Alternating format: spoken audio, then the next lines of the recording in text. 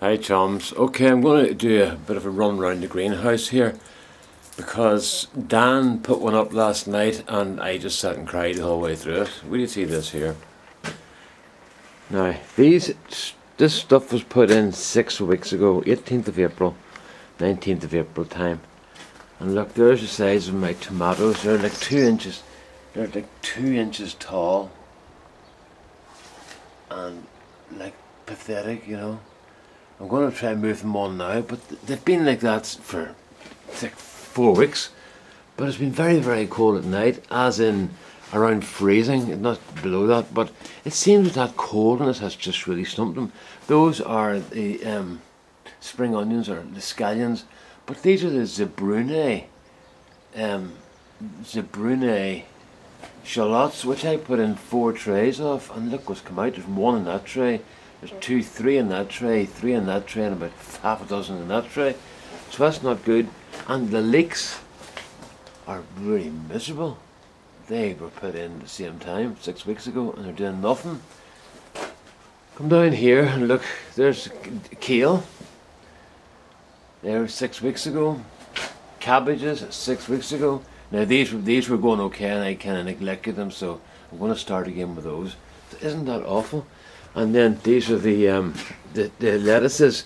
Haven't done too badly. They're compared to the rest, they're good, but they're not even great. But you get a salad out of them, you know. Let's look and see how my strawberries are. Oh, my strawberries are doing okay. If you think that's okay, but those were only planted 3 days ago, so they're coming on. But there's the success story there so far. Is the potatoes. Now I did 46 pots last year, I think, and I've done 50. I said I'd never do any more than as many again. I've done 53 this year, and they're all doing really well. Even the ones, actually those ones there, these ones here are the ones that were in the old compost.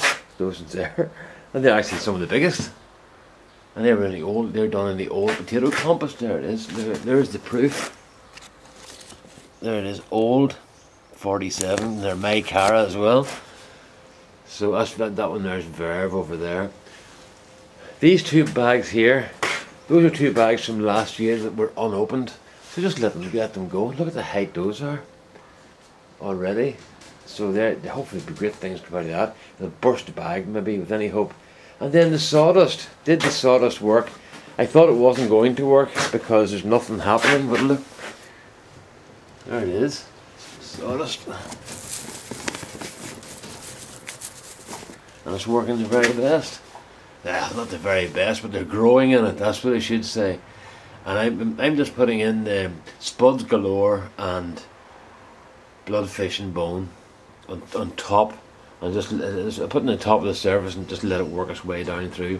There's the Ora or Ota or whatever it's called. Some are doing better than others. But once again, that one there is doing pretty well.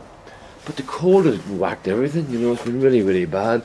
So that's where we are, folks. So what I'm going to do tomorrow or this evening, I'm going to transplant those tomatoes to see will that bring them on a bit. I'm going to do everything I did before that really helped. Instead of planting the tomatoes in like that, I'm going to put them on their side and let them grow on their side, because that definitely makes them grow faster. So I'll do a few pots like that, and most of them like that, and do a couple of them straight up and let you see a difference. It has made a difference other times I've done it, and I've gained a lot of speed by doing that. So those ones there, what are those? Shirley's, those are Rolled Reliables there, you know. What are these? Gardener's Delight, I bet you. No, Red Alert. But I normally give tomatoes to about 12 or 15 friends, and they're not going to be getting them this year. I had to phone them up last night and say, look, no tomatoes this year, you may go and buy some because they're absolutely pathetic. The potatoes are looking okay. I've let them get a wee bit spindly, but I think I've maybe saved them in time. I've got them propped up before they went all like light green and horrible. So they're doing okay. There's the ones there. They're the latest ones there, but I think they'll be okay. But the pots are all filled to the top. The hardest part of that, it took me from 8 o'clock yesterday morning until 2:30 in the afternoon, non-stop, didn't even stop for a cup of tea. I just worked here, slow and laborious work it was, but what I did was, as I pulled the pots out, I waited, and then I put them back in and went to the next row and pulled them out and waited and topped them up. But looking at the wee book to see which ones had which compost and which fertilizers and or none was interesting. There's a bag here that is very interesting actually. I'm just kind of trying to catch it in the corner of my eye, and it's one that yes, that one there. This one here has got probably some of the healthiest looking potatoes of all in it, and that's just tomato compost with nothing at all in it, no additives whatsoever, just basic tomato compost, Tomarite tomato compost. And I was thinking about the relationship between tomatoes and potatoes being the same plant. I said same plant group and nightshades. So I thought to myself, I wonder would the potatoes grow well in tomato compost. I knew they would grow in tomato compost, but I was wondering how well would they grow, and they're doing very well so far. So that's it. But I don't like to see them shooting up too fast. I like to see them when they're coming up about this rate. All those ones there come up around about the same rate. I like that. I don't like to see them coming out too quickly. They tend not to be as good. There's a wee branch that seemed to have broken yesterday or something.